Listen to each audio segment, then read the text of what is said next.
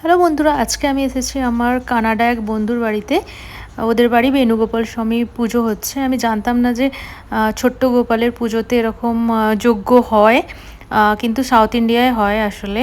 আমি প্রথমে ভেবেছিলাম হয়তো সত্যনারায়ণের পুজো হচ্ছে, কিন্তু না, এটা ছোট্ট যে লাড্ডু গোপাল হয় তারই উপলক্ষে পুজো হচ্ছে।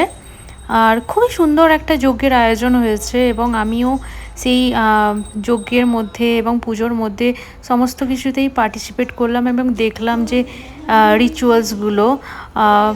আমি সব রিচুয়ালস তো জানি না, আমাকে যেরকমভাবে বলেছে আমি সেরকমই ফলো করেছি, কিন্তু খুবই একটা অ্যাটমসফিয়ারটা একটা খুবই সুন্দর লাগছিল আর কি। মন্ত্র উচ্চারণ হচ্ছিল, পুজোর একটা আলাদাই বাতাবরণ সৃষ্টি হয়েছিল ঘরের মধ্যে। পরিবারের লোকেদের সাথে আমিও পুজোতে অংশগ্রহণ করে খুবই আমার ভালো লেগেছে।